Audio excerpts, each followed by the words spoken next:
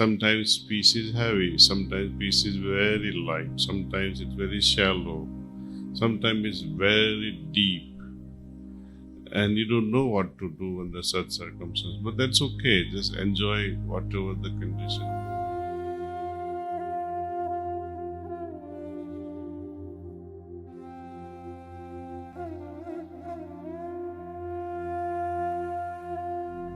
In earlier stages, we do feel vibrations at various chakras. But I have found that over the years, in last 20 years or so, in my practice, I don't feel any movements or vibrations at chakras. They have somehow dissolved. Earlier days, I used to feel clockwise, anti-clockwise movement at certain chakras. I would see colors also. I would see very, very specific chakra working.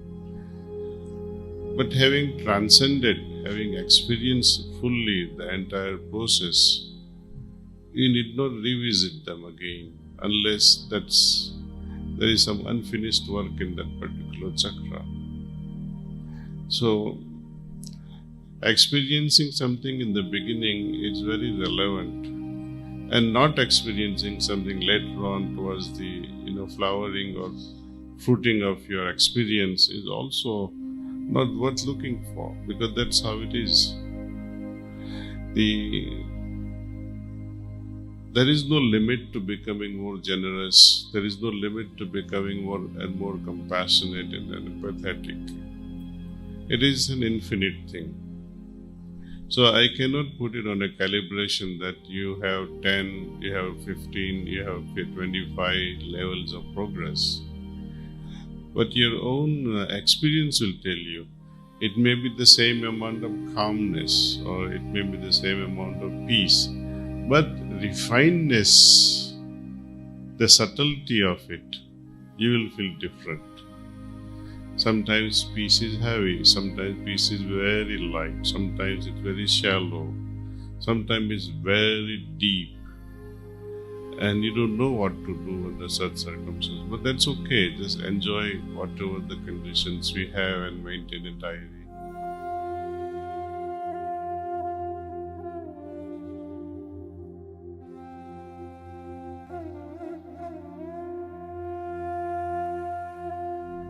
For the life that we lead, whether it is too complex or not straightforward, dishonest lifestyle can create a lot of grossness in your heart. By heart, I mean the chakras all over the whole gamut of chakras, starting from number 1 to the ultimate chakra. So depending upon this depth and heaviness of grossness on each chakra, the color itself will change. Babuji Maharaj says that, this lake of consciousness, in its purest form, will be ruby red color. But when it is affected because of complexities and grossness, it will change to red color and something else, or maybe pinkish, maybe bluish, maybe violet, but not ruby red. Likewise, when you are experiencing expansion in your heart, and you are so refined at that moment, and you are so absorbed in that heart, just within the heart itself, there will be very refined color, yellow color. Very beautiful yellow color you will see. In some cases you might find yellow color, but it's so dirty looking yellow color. Right? So this spectrum of color within itself, from finer yellow to dark yellow to blackish yellow, it shows that what amount of work is still pending on me. Atma Chakra has a different color. It conveys red color because of the space element. Yellow is because of the combination of other 5 elements, where earth element dominates. Fire Chakra, it's all about white color, because the fire element is dominating there, and other elements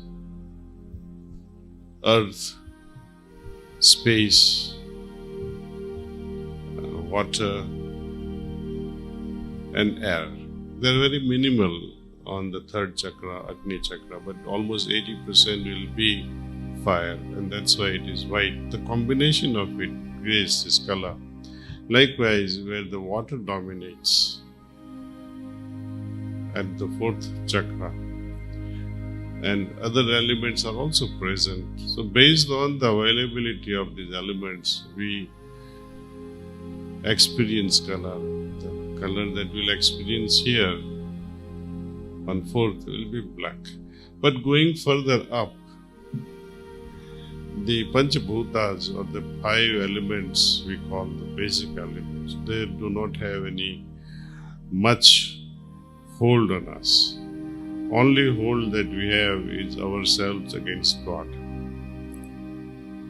And here, if you are so egoistic or very arrogant of your spiritual progress or your status while you are in this body, color will not be perceived as beautifully.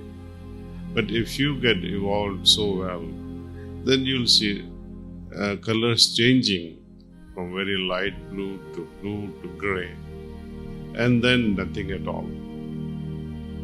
So when you feel no color at all, I think that will be the highest.